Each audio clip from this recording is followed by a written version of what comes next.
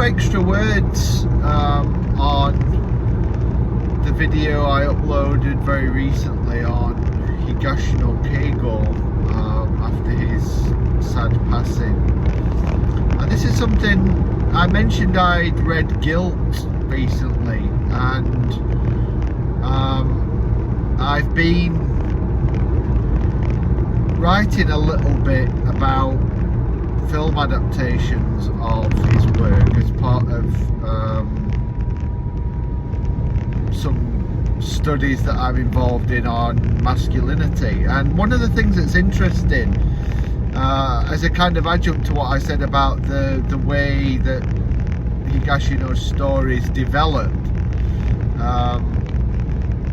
one of the things that's interesting from the point of view of gender discourse, not exclusively related to Japan, but particularly interesting in the light of what is still in some ways a nation with issues that don't quite befit its status as a sort of perceived advanced first world nation, what have you, with gender equality. One of the things that's interesting is the emphasis on key male figures, masculine figures. Obviously Detective Galileo, the non-detective detective, is key in this regard, who are in a sense trying to piece together a story, piece together a series of clues to frame and sort of fill in, as it were, a narrative, which is nothing obviously distinctive about Higashino's work. I mean, the whole detective genre, however its specificities are deployed with regard to the detective figure or his or her antagonist or setting or time period or what have you. What's interesting is the kind of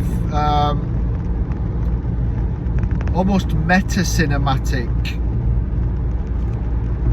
or meta-fictive, meta-narrative function of seeing a story being put together, in some ways trying to tell a story.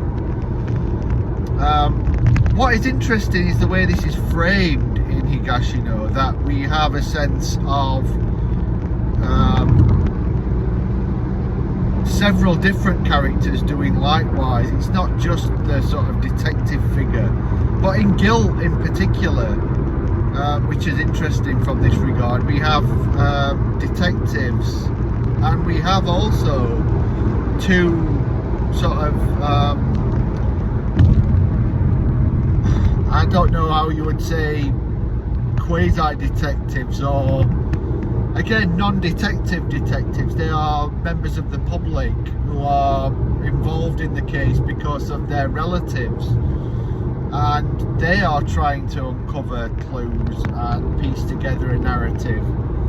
And the feeling is that they are in some ways not only surrogates for a kind of narrative detective, but also for Higashino himself, who is doing likewise, who himself is kind of piecing together a narrative, if you like, developing a narrative. So there's a kind of echo chamber of different storytellers who are trying to frame their own point of view and their own interest in a particular story.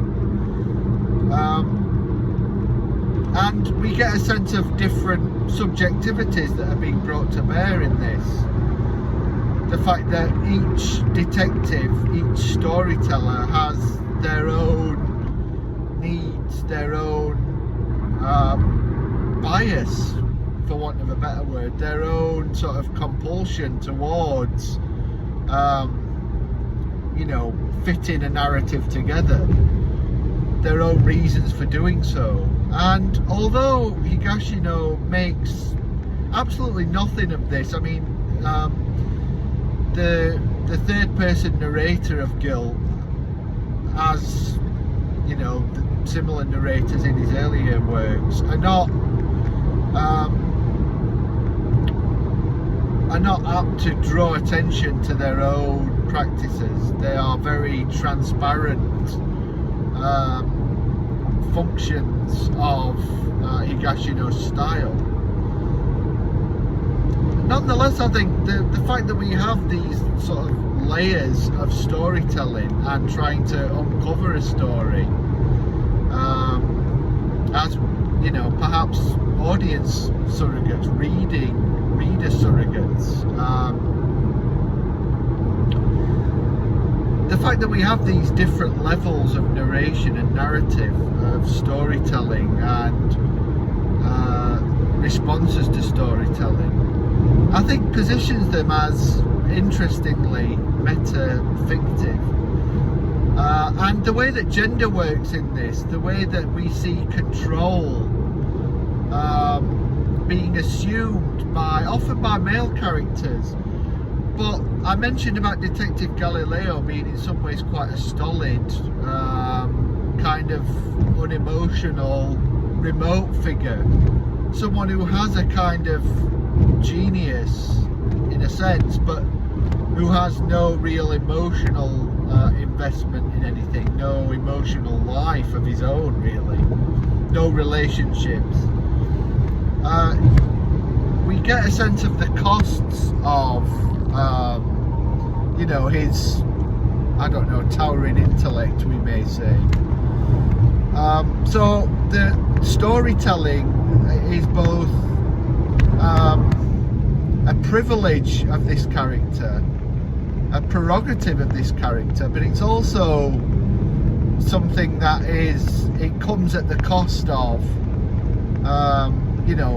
any sort of interior life, any sort of emotional life, or development or fulfillment. So this is one of the key ways I think that Higashino plays interestingly with notions of gender and storytelling and agency and control.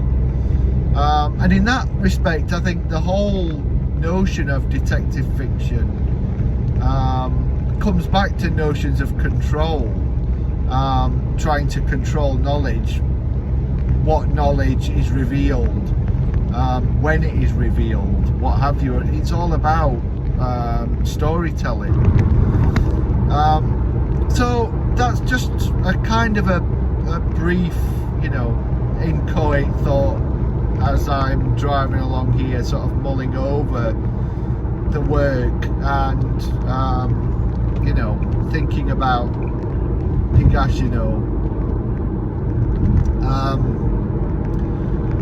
Something to leave you with. Let me know, as I said yesterday, let me know what you think of his novels, what you think of his style, where you think he ranks in relation to other key arbiters of detective fiction. I've reviewed one or two on my channel.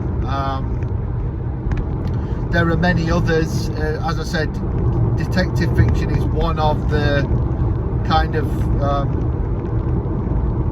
long-serving sort of centres of Japanese literary fiction, and there's really very little in English about this, so it's quite sort of virgin territory, if you like. But the works all exist in translation, or very many of them, but there's very little critical discourse. So see what you can read and let's talk about it. Okay, thank you very much for your time, as always, for letting me pass my time with you, especially as I trundle along in my car.